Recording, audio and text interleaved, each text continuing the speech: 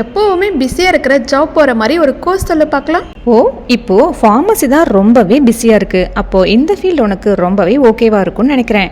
ஓ அப்படியா? இன்னும் கொஞ்சம் கோர்ஸ் பற்றி எக்ஸ்பிளைன் பண்ணுங்க பார்க்கலாம்.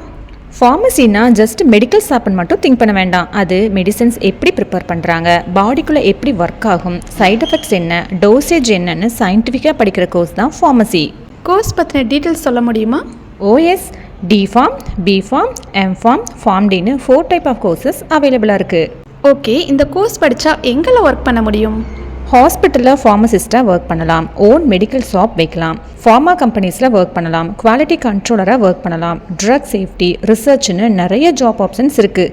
நீ சயின்ஸ் ஸ்டூடெண்ட்டாக இருந்தாலும் ஹெல்த் கேரில் இன்ட்ரெஸ்ட் இருந்தாலும் இந்த கோர்ஸை ஜாலியாக படிக்கலாம்.